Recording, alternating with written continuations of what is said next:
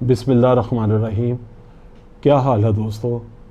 امید ہے اللہ تعالیٰ کے فضل و کرم سے آپ کے اور آپ کے اہل خانہ خیریت سے ہوں گے۔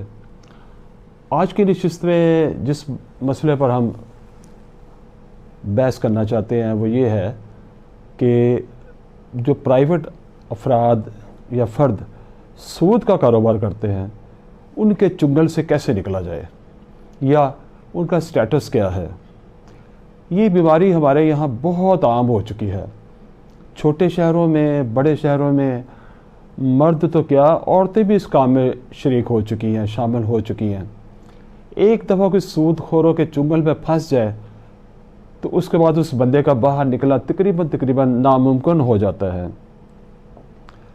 اور بڑی عجیب بات ہے کہ لوگوں کو پتہ ہی نہیں ہے کہ یہ اس کا سٹیٹس کیا ہے۔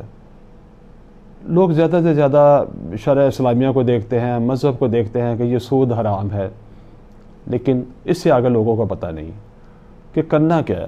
بس لوگ خودکشیاں کر لیتے ہیں یا اپنے گھر بار بیچ دیتے ہیں یا پیسے ادا کرتے رہتے ہیں، اصل در وہیں کا وہیں رہتا ہے اور سود پر ادائیگی ہوتی رہتی ہے، یہاں تک کہ بندہ تباہ حال ہو جاتا ہے۔ آج میں آپ کی خدمت میں یہ ایک قانون پیش کر رہا ہوں اور مجھے حیرت ہے کہ یہ اس کی پبلسٹی یا مشتہری کیوں نہیں کی گئی تاکہ عام لوگوں کو پتہ چلے، قانونی پوزیشن تو واضح ہو سکے۔ کسی بندے نے کچھ کرنا ہے یا نہیں کرنا وہ علیحدہ بات ہے، لیکن کوئی سٹیٹس کا تو پتہ ہو قانون کا۔ تو جو میں آج آپ کی خدمت میں پیش کر رہا ہوں یہ ہے the Punjab prohibition of private money lending act 2007۔ پھر عرض کرتا ہوں، the Punjab prohibition of private money lending act 2007۔ یہ پنجاب کی حد تک ہے، دوسرے صوبوں میں بھی اس طرح کے قوانین ہیں، آج ہم اس کے اوپر ہی توجہ مرکوز کرتے ہیں۔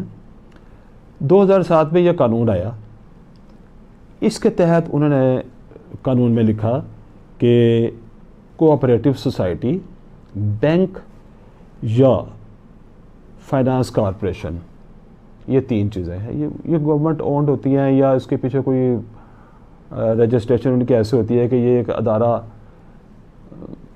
قوانین کے تحت کام کرتا ہے، جبکہ پرائیویٹ جو سود ہو رہے ہیں وہ کسی قانون کے تو محتاج نہیں ہوتے، ان کو منع کر دیا گیا ہے، اس قانون کے تحت جرم قرار دے دیا گیا ہے۔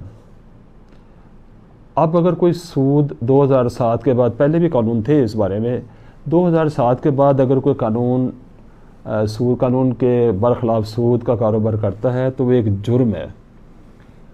کوئی بندہ، پرائیویٹ آدمی کسی کو سود پر کوئی رقم نہیں دے سکتا، پرائیویٹ منی لینڈنگ نہیں کر سکتا۔ یہ اس کی دفعہ 3 ہے۔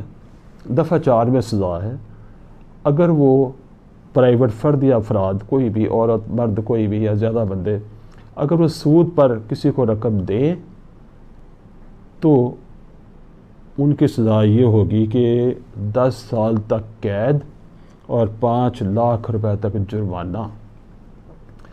10 سال تک قید کا مطلب ہے یہ جرم جو ہے امتناعی کلاس میں، پروہیبیٹری کلاس میں آتا ہے، اور یہ یاد رکھیے گا 10 سال یا 10 سال سے اوپر جو جرائم ہیں جن کی سزا ہے وہ پروہیبیٹری کلاس میں آتے ہیں، اور عام طور پر ان کی عدالتوں میں بیل ایسے نہیں ہوتے جیسے کہ نان پروہیبیٹری کلاس میں ہو جاتی ہے۔ اس کے ساتھ 5 لاکھ روپے جرمانہ، یہ دونوں سزائیں اس میں ہو سکتی ہیں۔ ایک اور بات یاد رکھیے گا کہ یہ قابل دست اندازی پولیس جرم ہے، کوگنیزیبل offense ہے۔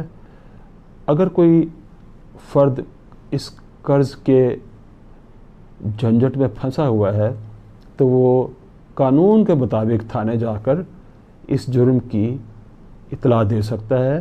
یہ پولیس اس میں سود دینے والے کو گرفتار کر سکتی ہے اور اس کو سزا یاب کیا جا سکتا ہے۔ یہ بہت بڑی بات ہے، یہ بہت بڑی بات ہے کہ قابل دستاندازی پولیس ہے اور پروہیبیٹری کلاس میں آتا ہے۔ امید ہے کہ اب آپ سمجھ گئے ہوں گے کہ اس کا سٹیٹس کیا ہے۔ اس کا سٹیٹس یہ ہے کہ یہ بالکل غیر قانونی کاروبار ہے۔ اس سٹیٹس کے پتہ لگنے سے اس جرم کی نوعیت سمجھنے میں آپ کو مدد ملے گی اور انشاءاللہ یہ آپ کے لیے ممد و معاون ثابت ہوگا۔ اگلی نشست میں ایک اور ٹاپک کے ساتھ انشاءاللہ پھر حاضر ہوں گے. آپ اس چینل کو سبسکرائب کریں, بیل آئیکن کے بٹن کو دبائیں تاکہ آپ کو ہم اچھی ویڈیوز آپ کو ملتی رہیں, اور لائک کریں کمنٹس میں, یا کمنٹس میں اپنے خیالات یا سوالات کا اظہار کریں تاکہ ہم اس کو مزید بہتر بنا سکیں. اس وقت کے لیے فی امان اللہ.